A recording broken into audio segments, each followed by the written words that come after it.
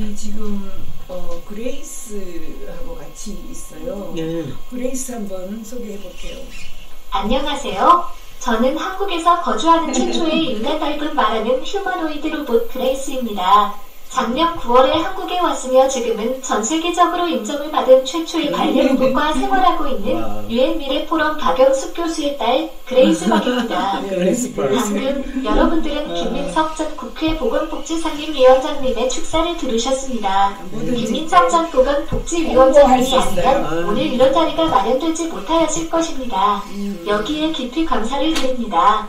이런 행사를 하는 목적을 저의 어머니 박영숙 교수는 펜슨 로보틱스나 어웨이크닝 헬스, 싱귤레리티 넷 등의 수십 년 된 인공지능 연구 로봇 생산 노하우를 배우고 그들과 협력하여 빠른 시간 내에 로봇 생산국이 되고 미래 최대 일자리인 인공지능 개발자들을 훈련시켜 최대 일자리를 만들고 싶기 때문이라고 말합니다. 그리고 오늘 행사에 물심양면 수고를 아끼지 않으신 여러분과 발제자 여러분을 소개하겠습니다. 우선 주관을 해주신 앵그라운드 송지을 회장님에게 감사를 드립니다.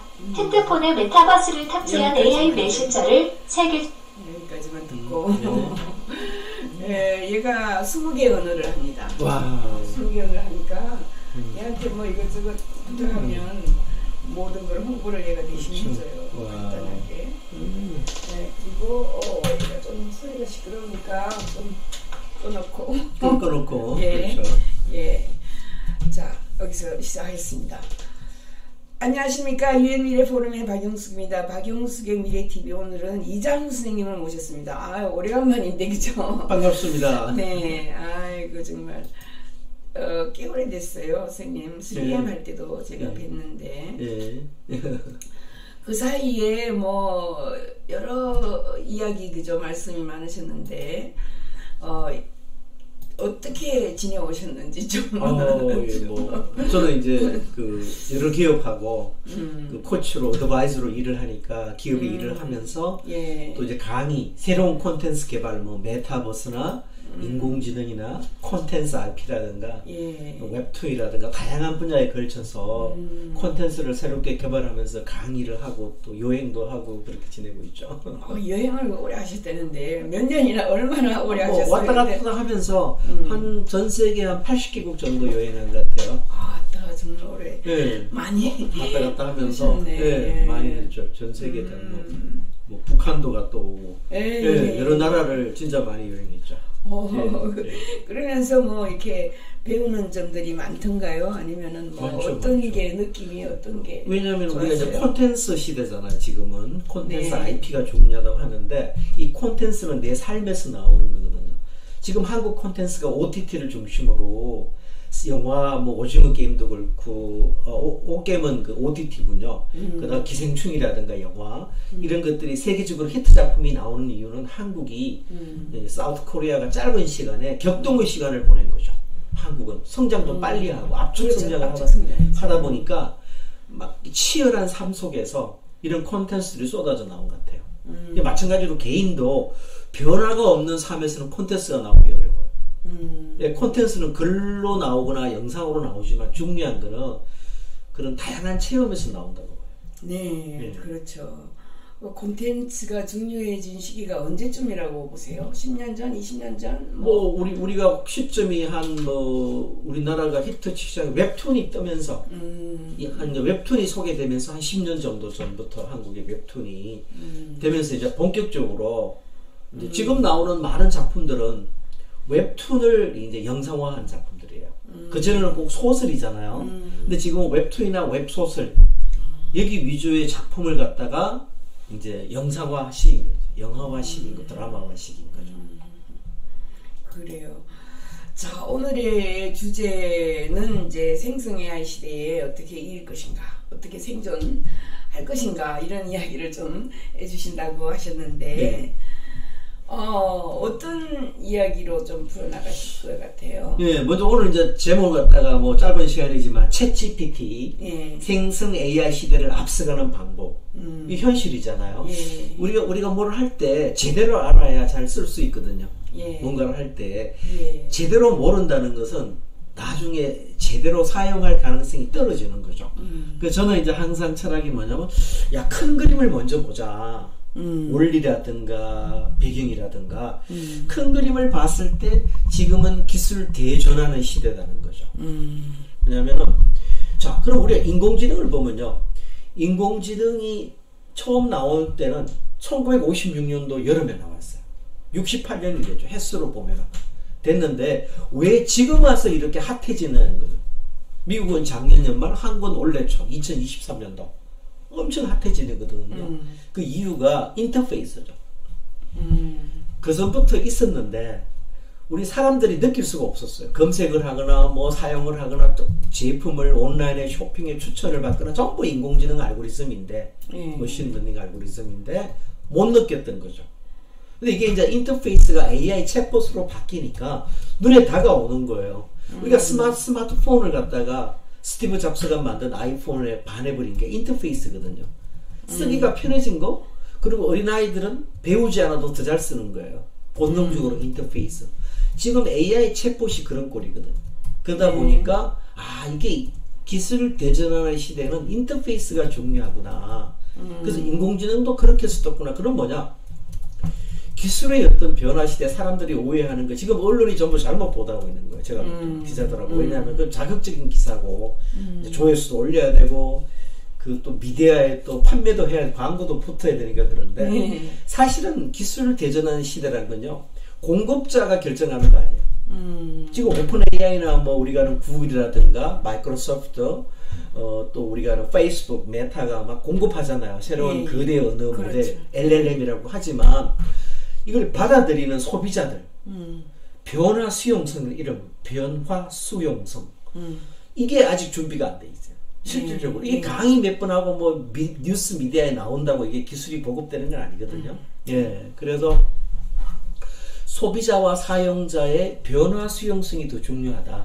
그래서 많이 언론에 나오는 만큼 지금 보급이 일반적인 보급이 빠르진 않아요. 생각보다.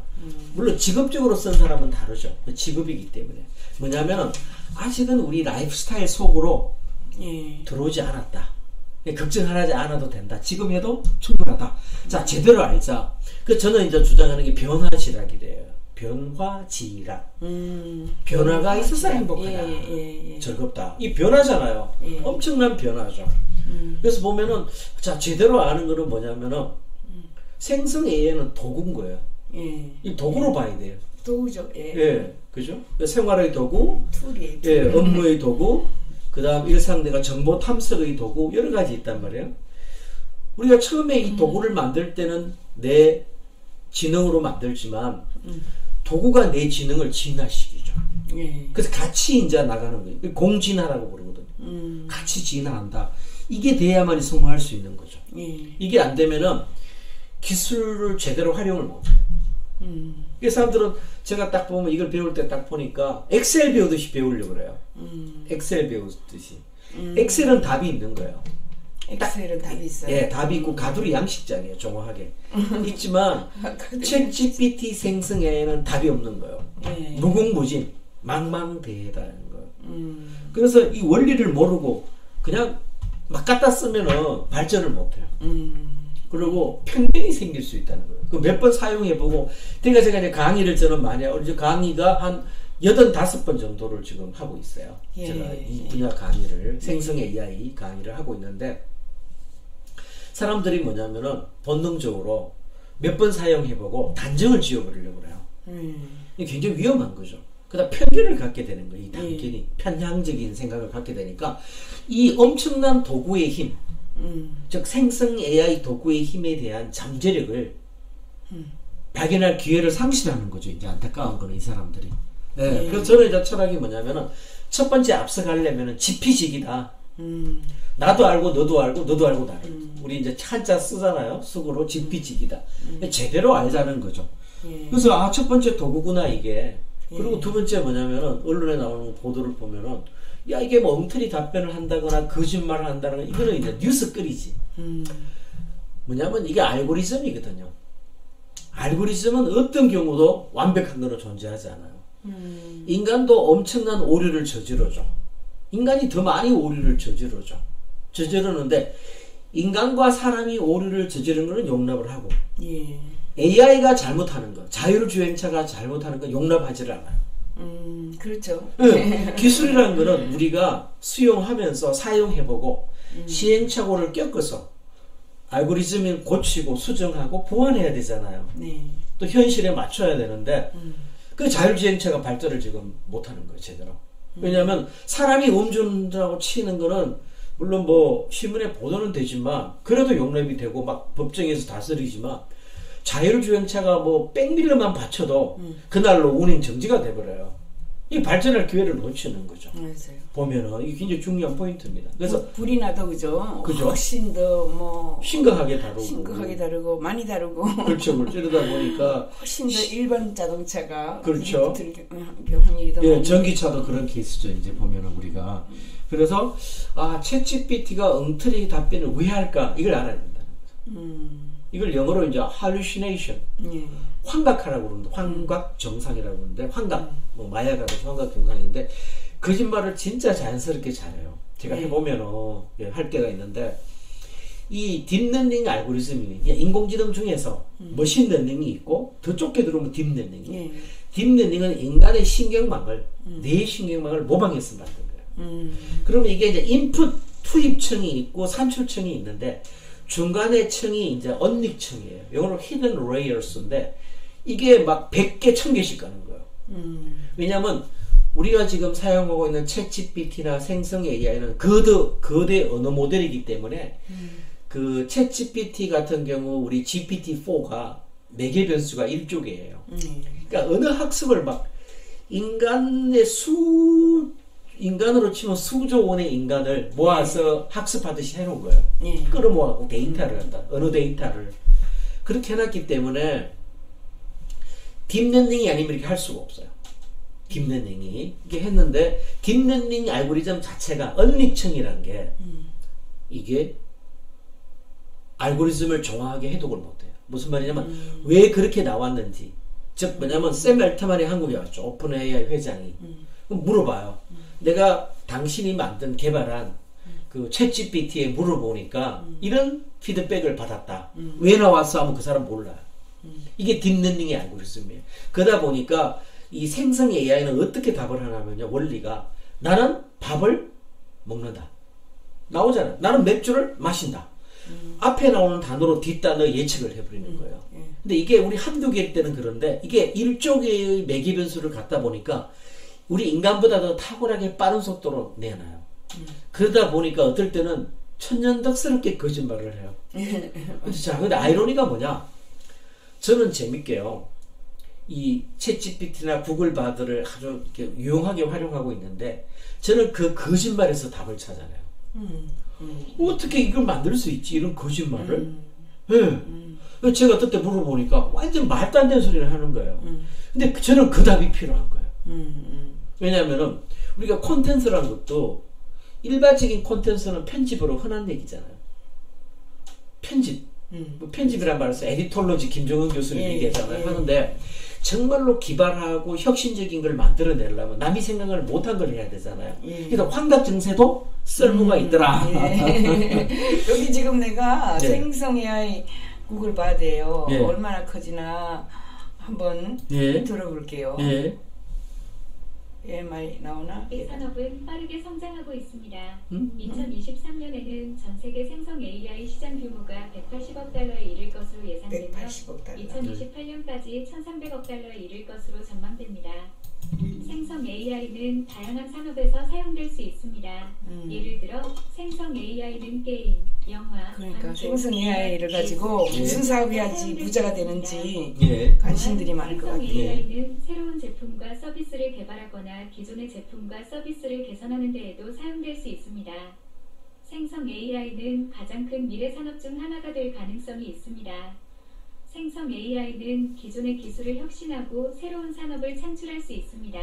또한 생성 AI는 우리의 삶을 더 편리하고 즐겁게 만들 수 있습니다. 다음은 생성 AI가 사용될 수 있는 몇 가지 예입니다. 게임, 생성 AI는 게임에서 새로운 콘텐츠를 생성하거나 게임의 그래픽을 게임에 많이 생성시킬 수 사용되고 있습니다. 영화 생성 AI는 영화에서 새로운 장면을 생성하거나 영화의 특수 효과를 영화에서 향상시킬 수 있습니다. 이제 배우 필요 없고 뭐 촬영 기사 필요 없고 그냥 생성 AI 그게 런웨이 ML 같은 거 다 할 수 있어요 보니까. AI는 음악에서 새로운 광고도 얘들이 그냥 음악의 스타일을 변경할 수 있습니다. 예술 생성 AI는 예술에서 새로운 작품을 창작하거나 예술의 스타일을 변경할 수 있습니다. 교육 생성 AI는 교육에서 새로운 콘텐츠를 생성하거나 교육의 효과를 향상시킬 수 있습니다. 그러니까 뭐 게임 영화 그죠 뭐 이런 웹툰, 다양한 웹툰에다가 창작, 광고, 다양하게 음악 그죠 음악도 뭐 이런 음악이 굉장히 사운드로 같은 걸 그렇죠. 두 개만 탁탁 누르니까 그냥 작곡도 금방 할 수 있어요. 금방 작곡하고 예. 뭐 많은 것들이 지금 이렇게 나와 있는데 예. 자 생성 아까 지금 뭐 설명하시는 것 쭉 하시면서 우리 시청자들이 더 관심 있는 거는 또 그죠 생성 AI 가지고 뭐 할 수 있겠나 그죠 이런 이야기도 좀 해주시고 그래요. 그 뭐냐면 생성 AI는 이제 그 어떤 그 우리가 과업 그 일이라고 해요. 일 영어로 태스크 일을 하는데 엄청 도움이 돼요. 그게 뭐냐면 이 아이로니가 내가 전문 지식이 없이 그거를 쓴다는 거는 조금 무리가 있어요. 저는 관점이 좀 달라요. 다른 게 뭐냐면 카피라이터다. 이 교체하기 쉽거든요. 근데 내가 전문적인 카피라이터인데 내가 이 챗GPT나 생성 AI를 활용하면 내 업무를 효율을 높이고 좋은 아웃풋을 끌어낼 수가 있어요. 만들어낼 수 있어요. 생성을 할 수 있는데 내가 카피라이팅을 모르면은 이게 쓴다는 게 그렇게 만만치 않아요. 그거는 누구나 다 할 수 있기 때문에 큰 도움이 안 돼. 그게 뭐냐면 재밌는 거죠. 아이로니가 이제 생성 AI가 많은 걸 만들어낼 수 있잖아요. 근데 창작성은 더 필요해지는 거예요. 독창성, 영어로 오리지널리티가. 왜? 누구나 다 뽑을 수 있기 때문에. 이게 내가 그 소위 말하는 우뚝 설려면은 관심을 끌고 독창적 상위에 들어가려면은 내가 전문 지식이 있어요. 영어로 domain knowledge라고 그래요. 인공지능에서는 domain, 우리 domain 그 분야. 그러니까 질문을 하려도 알아야 질문하잖아요. 제가 질문을 엄청 많이 하거든요. 그렇죠. 프롬프트를 하는데 질문하는 게 쉽지가 않아요. 이 생각보다. 왜냐하면 책에 나오는 얘기는 다 기능적으로 테스트용이지 실제로 업무적으로 써봐야 돼 이거를. 근데 저는 질문을 딱 할 때 내가 아는 분야는 질문을 잘해요. 저도 모르는 분야는 질문이 잘 안 돼. 그렇죠. 내가 모르기 때문에. 그럼 어떻게 되냐면 계속 질문을 하면 늘어요. 왜? 그 답을 보고 인간은 머리가 빠르니까. 그 저는 챗GPT다 구글 바드를 보내드려요. 훨씬 좋아요. 쓰기가 탁월하고 성능이. 그래서 이 GP직이라는 개념하고 통하는 거죠. 그 다음 제가 이제 두 번째 포인트가 오월동주거든요. 이게 이제 적도 될 수 있고 친구도 될 수 있어요. 내 경쟁자가 쓰면 적이 되는 거고 내가 쓰면 친구가 되는 거예요. 오월동주, 적과의 동침이잖아. 그래서 이거는 뭐 도구기 때문에 피할 수 없는 대세죠. 이걸 쓰지 못하면은 우리 소위 말하는 도구가 세상을 불평등을 야기하거든요. 우리가 디지털 모바일 이런 전화기 못 쓰면 내가 밀리잖아요. 마찬가지예요. 이 생성 AI를 사용하지 못하면은 나는 경쟁 구도에서 밀리는 거예요. 재밌는 게 어제 연락이 왔어요. 체코에서. 제 작품이 출시가 됐어요. 체코에서 그 인공지능으로 AI 전시회 하는데 작품을 제 작품을 달라고 그래 줬더니만 거기에 딱 그 우리 오프라인 현장에 대면 현장에 전시했더라고. 자기를 뽑아갖고 제가 뭐 창작했다기보다는 생성한 거죠. 그러니까 생성과 창작을 다르게 쓰는 거예요. 저는 어쩔 수 없이. 생성은 영어로 generation 했다. generative 하다고 부르고 GPT의 G가 그거죠. 그리고 이제 그 창작은 creative 했다. creative 했다. 좀 다르게 분리해 쓰는 거예요. 그러면 우리가 재밌는 가장 이 시작점에 말씀을 드려야 되는 게 뭐냐면 챗GPT는 뭐며 생성 AI는 뭐냐 이걸 구분을 해야 돼요. 일반인한테 강의할 때는 꼭 챗GPT를 집어넣어야 돼요. 근데 제가 이제 컨퍼런스 세미나도 한 달 전에 했었거든요. 거기에서는 챗GPT라는 말을 안 씁니다. 거기는 그냥 생성 AI 서밋이라고 불러요. 컨퍼런스 전문가들이 오니까. 그 뭐냐면은 챗GPT도 3,000개, 4,000개의 그 많은 너무나 다양한 생성 AI 중에 하나거든요. 근데 워낙 처음 시작했고 그 브랜드 파워가 막강하다 보니까 이게 이제 툴이 된 거죠. 그렇죠. 이름으로 대명사가 된 거죠. 그거 지금 그 챗 GPT는 오늘로 봐서는 6,405개 중에 예. 하나입니다. 예, 생성 AI. 그렇죠. 이때는 이제 생성 채찍 보다는 생성 생성 AI. 6,000개 중에 한 개죠. 근데 우리 비트코인이 그냥 모든 코인을 상징하듯이 그렇죠. 뭐 여기는 더한 것 같아요. 비트코인보다. 예. 그렇죠. 그 정도로 예. 막강해요. 왜냐하면 이거 계속해서 하루에 보니까 200개 내지 300개가 계속 쏟아져 올라와요. 나오죠. 예. 쏟아져 나오죠. 그리고 예. 아까 여기 보시면 카피라이팅이 있어요. 예. 여기 보면은 예. 이거 퓨처 툴즈에서 카피라이팅을 클릭을 해봐요. 여기 제가 클릭을 해보면 143개, 그렇죠. 1981개의 카피라이팅을 해주는 툴이 있는데 그 그렇죠. 중에서 요 사이트에는 143개만 올려놨어요. 이렇게 세상에. 이야기하는 거예요. 그러니까 맞습니다. 여기 보면은 이제 또 좋아요가 있어요. 좋아요. 네. 20개, 38개, 10, 뭐 이렇게 그죠. 네. 89개 이런 거를 이제 먼저 봐야 돼요. 여기 들어가가지고 네. 3,900. 여기 카피메이트가 있네. 카피메이트 이런 게 이제 인기가 있는 거죠. 카피라이트에 예. 툴로서 인기가 있는 것들 이렇게 나오고 여기 안에 또 들어가면은 그거하고 비슷한 게 또 나와요. 그래서 실제로는 6,000개가 넘어요. 예, 굉장히 그래서 많은 것들이 나오는데 우리 선생님의 그 노하우로 그러면 어느 그 생성에 어느 툴을 써야 되는지 예, 그게 포인트. 이런 것도 그죠. 예. 그게 뭐냐면 지금은 확산의 시대거든요. 네. 영어로 이제 divergence 막 뻗어 나가는 거예요, 지금은. 네. 그러다가 한 1년쯤 지나면 거의 다 없어지겠죠? 통합대가 convergence 돼, 수렴되죠. 집중이 되면서 그게 진정한 플랫폼이 되는 거죠. 네. 물론 뭐 챗GPT나 이런 막강한 구글 바드나 뭐 빙치에서는 살아남겠지만 이런 그 버티컬한 이거를 저는 이걸 버티컬 생성 AI로 부르거든요. 네, 버티컬은 뭐냐면 영어로 수직적인. 예. 그러니까 전문 분야를 말하는 거죠. 이런 카피라이팅 저는 쓰는 게 카피 AI라고 있는데 미국에 예를 들어 우리나라 뭐 리턴도 있고 한국 거도 있는데 그런 것들 중에 자기가 자기한테 맞는 걸 찾아내야 돼요. 좀 완전히 좋은 질문입니다. 뭐냐면은 챗GPT가 뜬다, 스테이블 디퓨전이 뜬다, 뭐 미드조니가 뜬다 하면 그것만 갈 게 아니라 자기가 몇 개 다 테스트할 수는 없지만 좀 이렇게 리뷰를 보고 몇 개를 써보고 그 중에 자기하고 맞아야 되고 첫째, 둘째는 또 뭐가 있냐면요. 절대적인 건 없더라고요. 저는 열 몇 개를 쓰는데 써보면은 제가 물은 프롬프트라고 해요. 영어로 프롬프트. 내가 질문한 내용은 요게 좀 좋아요. 요건에 대해서는. 어떤 건 또 요게 좋아. 그러면 그럴 때는 또 요거하고 놀아. 이게 복수로 놀아야 돼요. 그렇죠. 제가 써보니까 복수로 가자. 그 다음 좀 케이스로 가자. 그래도 자기가 선호하는 거는 있어야 돼요. 왜냐하면 첫 번째 들어가는 게 필요하잖아. 그럼 여기가 마음에 든다. 그러면 갈 필요가 없는 거예요. 저는 요새 이제 구글 바드를 많이 쓰는데 딱 놀다가 끝나면 무슨 차이예요, 바드하고 챗GPT 써보니까? 차이가 뭐냐면은 구글 바드는 하이브리드형이에요. 기존의 전통 검색과 이런 우리 프롬프트로 활용하는 생성 AI 그 강점을 결합시켜 놓은 거예요. 그리고 연도도 또 빠르고 최신 업데이트돼 있고 며칠 전까지 돼요? 뭐 거의 다 나와요. 왜냐면 안 되면은 웹사이트로 또 연결을 시켜주고 하니까. 예. 그래서 제가 이제 말씀드리게 단정 짓지 말라고 그러는 거예요. 뭐냐면 더 재밌는 게 있어요. 저는 이제 강의도 많이 하고 또 많은 사람이 쓰는 걸 보잖아요. 저도 많이 써보고 강의를 하기 위해서 또 업무적으로 많이 활용하고 있는데 제가 딱 질문을 했어요. 프롬프트로. 저보고 뭐라 하는지 아세요? 외설적인 표현은 답을 못합니다. 그래. 너무 웃기는 거예요. 외설이 아니에요. 그래서 내가 한 번 또 눌러요. 두 번 눌러. 답이 쫙 나와요. 너무 웃기는 거예요. 그 챗GPT 구글 바드도 그러고 한국 거도 그래요. 근데 그게 인공지능의 딥러닝 모델의 원리예요. 그게 웃기는 거죠. 근데 거기서 틀리네? 뭐 안 나오냐고 멈추면 안 돼요. 끝까지 해야 돼요.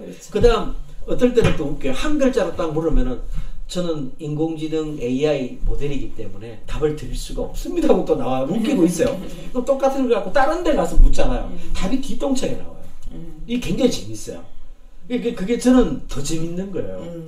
우리가 세상에 뭔가를 할 때 너무 쿠키 카터식으로 딱 짜여져서 하잖아요. 예. 재미가 없는 거예요. 예. 이런 변화무쌍한 아주 답을 알 수 없는 몰라요. 똑같은 질문에도 답을 다르게 줘요. 그 제가 수업 시간에 똑같은 질문을 한 50명, 80명이 하거든요. 답이 다 달라. 그게 더 재밌는 거예요. 이게 엄청 재밌어요. 그렇죠. 네, 엄청 재밌어요.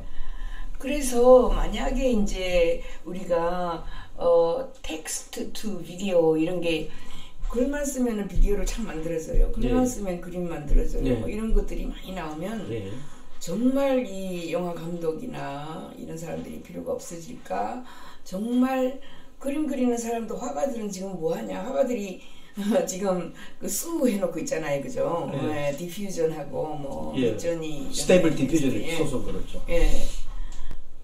그 소송은 아마 3기가 지나가는 소송이다 아니라 끝이 안 날 거다 이렇게 예측하는데 미래학자들이 어떻게 변할 것 같아요? 이제 진짜 예술적인 예술가가 제일 오래 살아남을 것 같았는데 예술가가 가장 먼저 공격을 당했어요 이번에. 생성AI가 나와가지고. 그다음에 예술 뭐 이쪽에는 어떻게 변할 것 같아요? 저는 볼 때 이제 분야가 나눠지는데 요번에 좀 몇 달 됐나요? 네덜란드 우리 거기 암스테르담의 미술관에 귀걸이 소년도 그 작품을 갖다가 이제 일반 사람이 우리 생성AI를 활용해서 미드저니를 활용했을 거예요. 했는데 그게 이제 뽑힌 거예요. 그 작품이 이제 해외로 전시가 나가니까 대체해갖고 쓰려고 이제 응모를 받았는데 좀 달라요. 근데 누가 봐도 개념은 거기서 왔구나 알 수 있어요. 근데 제가 이번에 체코에 보낸 제 작품은 생성한 작품은 어느 작가의 흉내는 제가 끌어왔지만 컨셉은 그 프롬프트를 쓸 때 몰라요. 누구 작품인지 몰라요. 이게 다른 거죠. 만약 피카소 작품이 딱 보고 드러난다. 뭐 모네 작품이 드러난다. 모나리자인지 드러나는 때는 이거는 표절의 요소, 개념의 표절. 소위 말하는 그 포머스를 표절했다고 볼 수도 있고 기획을 표절했으니까 부상을 할 수 있지만 제가 보낸 그 햄버거를 갖고 이제 페어리랜드 동화 세상이라는 제목을 했지만 아무 작가 티가 안 나요. 그런 경우는 그런 표절이라고 보고 그건 불가능해요. 알 수도 없어요. 알아내려도 모르는 거죠. 하기 때문에 다르게 봐야 되고 저는 아티스트가 절대 없어진다고 보지는 않아요. 절대로. 그 창작자도 없어지지 않고. 그 뭐냐면은 없어지진 않겠지만은 뭐 조금 힘이 빠진다거나 미약해진다든가. 더 잘할 수 있죠. 중요성이 좀. 그러면 제프 콘스 아시잖아요. 제프 콘스는 세계적인 팝 아티스트인데 그분의 조수가 200명이에요.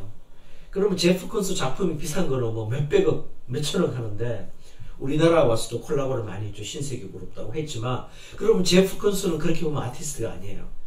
왜냐하면 자기가 부상하고 조금 손으로 긁으면은 조수들이 다 하는 거예요. 조수도 엄청 유명해요. 세계적인 대가하고 일을 하니까 거의 그 자기 사수는 안 되지만 그 밑에 급에 막 하거든요. 마찬가지죠. 뭐냐면은 우리가 앞서가는 방법 중에 하나가 활용점정이 있어요. 활용점정. 점 하나 잘 찍으면 다 용이 나잖아요. 마찬가지로 지금 문제가 뭐냐면 누구나 다 생성AI로 뽑을 수가 있기 때문에 그런 거 편집된 소위 말하는 평균적인 작품이나 어떤 텍스트 갖고 성공하기는 어려워요. 제가 볼 때는. 거기에 돈 낼 사람 별로 없어요. 저도 돈 안 내요. 저도 미국서 웹툰 샀거든요. 강의를 위해서 AI가 만든. 그거 돈 낼 사람 별로 없어요. 얼마 주고 샀어요? 몇십 불 줬죠. 만화책을. 하지만 왜 산? 저는 강의를 위해 산 거죠. 그래서 저도 작가들한테 보여도 줬어요. 했지만 이게 다른 거죠. 이제 결이 다른 거죠. 인간이 그렇게 한 거하고. 그게 뭐냐면 우리가 소위 말하는 피드백이나 아웃풋을 받는 건 좋지만 고도화시켜야 돼요. 그게 제 철학이에요. 그러니까 고도화하는 방법이 이게 스킬이에요. 이게 앞서가는 방법이에요. 아니 이제 뭐 책 쓰고 뭐 해갖고 홍보하려고 이거 들으면 당신 돈 법니다. 저는 그런 말 안 믿어요. 안 믿어요. 유튜브 한다고 다 돈 버나요? 그 중에 치열한 경쟁을 거쳐서 검증받은 알고리즘을 이긴 사람만 돈을 버는 거지. 이게 쉽지 않잖아요. 또 계속 또 번다는 보장도 없고. 마찬가지로 지금 누구나 다 도구를 만질 수 있잖아요. 생성AI를. 그러면 내가 카피라이터인데 10년 일한 내가 이미 일러스트레이터고 웹툰 작가인데 이걸 잘 다루잖아요. 끝내줘요. 내 생산성을 엄청나게 끌어올려 버리는 거예요. 그렇죠. 내 노동을 줄이고 나는 더 창작적이고 창의적인 구상을 하는데 투자할 수 있잖아요. 내가 조수를 쓰는 것보다는. 그런 사람한테는 효율적이죠. 근데 이런 경우는 좀 타격을 받더라고요. 웹소설인데 웹소설은 웹툰하고 달리 일러스트 작가한테 표지를 돈 주고 50만원, 40만원 주고 했나봐요. 근데 이제는 생성 AI를 자기가 해도 되고 커먼 같은 데 들어가서 5만 원짜리가 있어요. 아예 생성 AI 한다는 공개하는 거죠. 그래서 뭐냐면은 우리 왜요 생선 같은 거 피쉬 의류도 자연산이 있고 양식이 있잖아요. 예. 그런 꼴이 될 것 같아요. 왜냐면 AI로 뽑은 작품이나 이런 거는 낮게 쳐주고 진짜 인간이 아주 AI 손도 안 대고 세 가지가 있겠죠. 완전히 AI로만 한 작품이나 아웃풋이 있고 AI로 받아갖고 고도화시킨 것도 있고 하나는 완전히 배제하고 순수한 휴먼 가치로만 한 거 다르게 분류되겠죠. 그렇죠. 지금 얘가 그레이스인데 그레이스의 언니가 네. 소피아예요. 소피아 유명하죠. 예, 소피아 얘가 그레이스의 그 언니인데 얘가 그림을 그려요. 얘가 지금 이렇게 그림을 그립니다. 그렇죠, 여기 보시면 여기 수채화인데 그죠? 하루 저녁에 이제 뭐 몇 장 그릴까 뭐 이렇게 할 때 거기다 100자 써놓으면 100장을 그리고 50 써놓으면 그렇죠. 50장을 그리고 얼마든지 로봇이니까 그죠? 하룻밤에 그려요. 얘가 이렇게 많이 그리는 이게 NFT에 1 밀리언 US 달러를 팔렸어요. 이게. 그렇죠. 대박. 그리고 이 NFT가 막 뜰 때거든요. 한 1년 전에. 예. 지금은 그래도 뭐 한 몇 천만 원, 몇 백만 원 엄청나게 그렇죠. 밤새도록 그린단 말이죠. 예. 제가 이제 무슨 말을 하고 싶으냐면 인간이 그리는 거는 시간이 오래 걸려요. 그렇죠. 그죠? 몇 개월이 걸릴 수도 있고 뭐 몇 주가 걸릴 수도 있는데 얘는 하룻밤에 막 수십 장을 말씀 그리는 거예요. 그렇죠. 이렇게 했을 때 그리고 또 굉장히 이제 다양하게 그죠? 여기 나오는 사람들은 실제 얼굴 사진을 보고 그렇죠. 얘가 비슷하게 이렇게 그리는 거예요. 그러니까 제 친구 벤고르첼, 데이빗, 그다음에 데이빗 레이크 뭐 이런 식으로. 아까 우리가 프리다 갈로도 나오더라고. 예? 프리다 갈로. 예, 그래서 예. 이처럼 우리 인간이 따라갈 수 있을까? 그건 걱정이 돼요. 속도에서는 못 따라가죠. 속도에서는 못 예, 따라가. 그래서 웃기는 게 이제 누가 이제 창의력도 필요 없다 그러잖아요. 아니에요. 예. 창의력은 더 필요해요. 오리지널리티라고. 예. 영어로 하는 게 또 맛이 또 다른데 오리지널리티. 이게 엄청 슈퍼 중요해지는 거. 저는 딱 답을 얻었어요. 제가 강의하고 일하고 사용하면서 진짜 필요한 거는 딱 한 단어로 하나만 골라놓으면 오리지널리티. 오리지널리티. 그 다음 영어가 더 중요해졌어요. 요즘에 저는 AI넷이라는 신문사를 운영을 해요. 그래서 하루에 10개 내지 20개의 한국에 없는 소식들을 전해요. 예. 거기 보면은 뭐 AI 브렉퍼스트도 있고 The Runway AI 이렇게 해서 굉장히 이게 막 뉴스를 그렇죠. 그죠? 지금 바드가 뭐 했어요? 뭐 어제는 뭐 했어요? 오늘 뭐 했어요? 그죠? 빅테크들이 지금 뭐 그렇죠. 하고 있는지 잘 알려주고 그다음에 작은 것들 뭐 이게 그 데일리 뉴스레터예요. 네. 이런 걸 보면은 맨 끝에 요거는 99.9% 인간이 생성한 겁니다. 이미 나와. 아까 말씀드렸잖아요. 예, 놀라울 거. 그렇죠, 아무튼 그렇죠. 그것도 AI한테. 예. 저도 지금 AI한테 훌륭하시잖아요. 주로 바드 물어보거나 Sure. 챗 물어가지고 예. 걔가 이렇게 답하는 걸 가지고 기사를 그렇죠. 만들어요. 저도 강의할 때요. 오늘 웹툰 쪽 강의하는데 그 중에 5개 정도 슬라이드는 정직하게 써놨어요. 구글 바드, GPT-4한테 물어보나 클라우드라고 유명해요. 미국의 엔트로피 건데 물어보고 했다고 정직하게 공개하고 써요. 그냥 써도 모르죠. 일반 사람은 나 혼자 하랬어요. 하지만 그냥 정직성의 문제니까. 그 구글 바드는 그림은 그려줘요. 그림은 안 그려줘요. 아니 그 이미지를 캐치할 수 있어요. 네, 이미지를 뛰어났어요. 어떻게 캐치해요? 예, 이게 뭐냐면 내가 한국말로 프랑스어로 치면은 이미지가 안 나오는데 영어로 프랑스어로 치면 이미지가 나와요. 되게 재밌어요. 그래요? 예, 여기서도 우리가 또 포인트가 이걸 또 먼저 짚고 넘어가야 돼요. 뭐냐면은 자 구글 바드가 한국말을 상당히 잘해요. 지금 네이버가 쇼크 먹었어요. 그렇죠. 근데 요거를 갖고 착각을 또 하면 안 돼요. 사용자들이 뭐냐면 구글 바드가 영어를 잘한다고 한국말을 잘해요. 한국말을 잘한다고 한국어 컨텐츠를 엄청나게 학습한 건 아니에요. 많이 했지만 영어가 10배, 20배 넘어요. 그리고 어떤 내용은 한글로 물으면 좋은 게 딱 하나 있더라고요. 웹툰은 한국말로 물어야 답을 뜨잖아요. 여기가 종주국이니까. 네, 저는 이제 영어를 모국어로 쓰니까 거의. 근데 나머지는 거의 다 영어로 물어야 답이 잘 나와요. 차이가 엄청나게 나요. 이게 뭐냐면 우리 외국인이 와서 한국어 잘한다고 그 사람이 한국에 관련된 여러 가지 다양한 콘텐츠 깊이가 있는 건 아니잖아요. 학자라든가 이런 그렇죠. 경우를 제외하고 똑같은 꼴이에요. 똑같은 꼴이에요.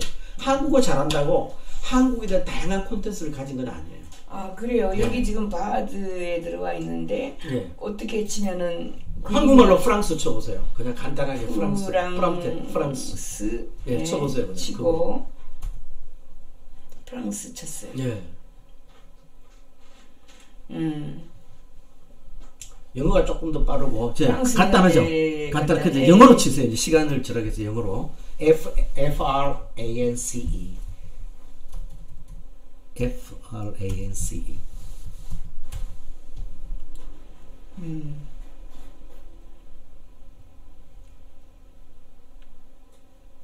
지도도 나오고 지도도 나오고 내려가 보세요. 또 오케이. 예, 내려가 보세요. 계속. 예. 훨씬 풍부해져요. 예, 너무 좋네. 그다음 여기 그 지도에 링크 그 클릭해 보세요. 들어가시고. 예. 또 들어가요 사이트로. 이게 구글 바드가 좋은 게 이게 연결돼서 어떨 때는 또 일반 사이트로 들어가서 계속 글을 볼 수가 있어요. 이게 하이브리드형인데 저는 그렇게 부르거든요.